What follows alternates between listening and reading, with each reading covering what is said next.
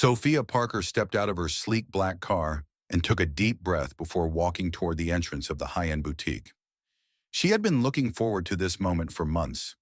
Owning a luxury fashion store had been a dream of hers since she was a teenager, flipping through glossy magazines, admiring the elegant designs and the confidence they inspired. Now, after years of hard work, that dream had become a reality. She was the proud new owner of La Belle Maison, one of the most prestigious luxury fashion boutiques in the city.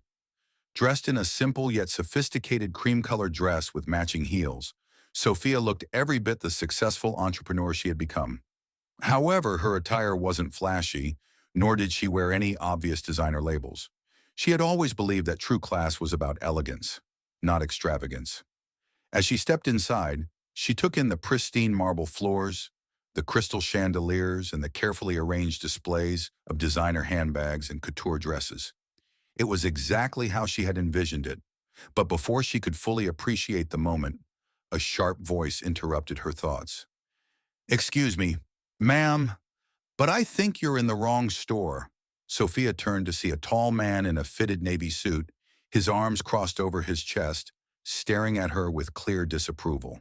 His name tag read, "Mr. Lancaster, store manager."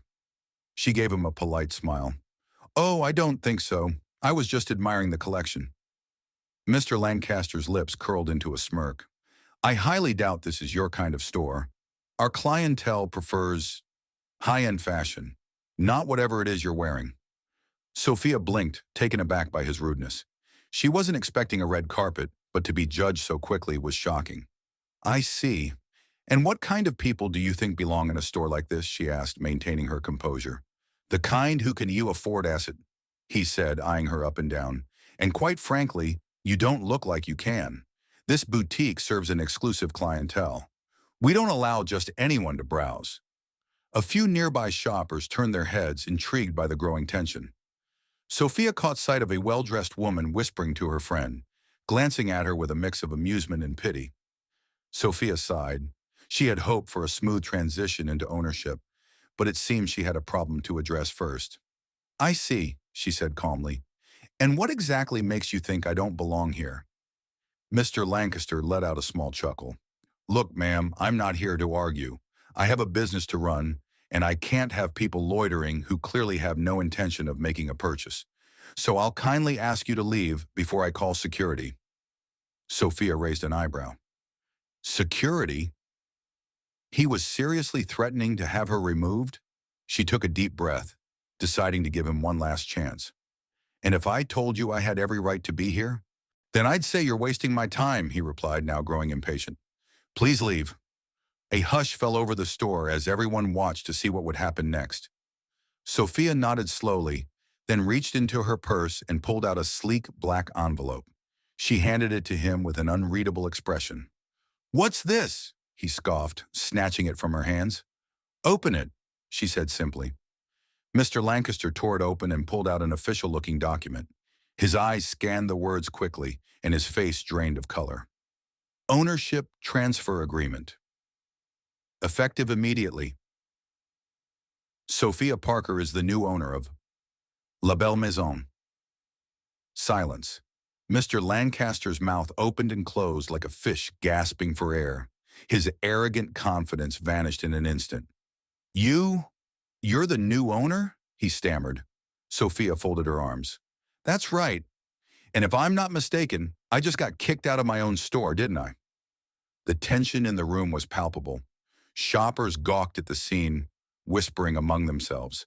Some even pulled out their phones, sensing that something viral-worthy was unfolding.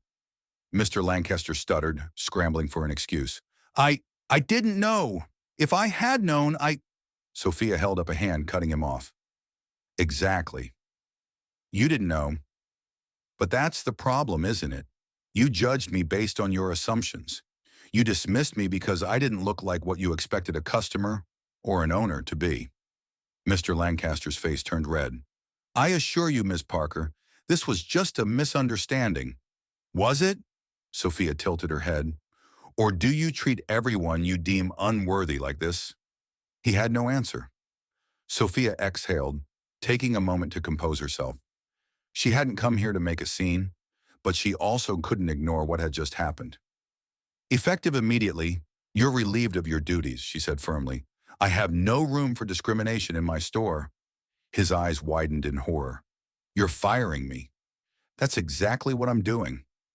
The store erupted in hushed murmurs. A few employees who had been watching silently exchanged satisfied glances. It seemed Mr. Lancaster's behavior wasn't exactly an isolated incident. Sophia turned to the other staff members. As for the rest of you, if you believe in treating every customer with respect, no matter what they look like, then I'd love for you to stay. If not, you're free to walk out that door with him. Not a single employee moved. Mr. Lancaster's jaw clenched. He looked around, realizing that he had no allies left. With nothing more to say, he straightened his suit, shot Sophia a look of resentment, and stormed toward the exit. As soon as the door shut behind him, the boutique erupted into applause. Sophia smiled. Now, let's get back to business. She spent the rest of the day personally greeting customers, ensuring that everyone felt welcome in her store.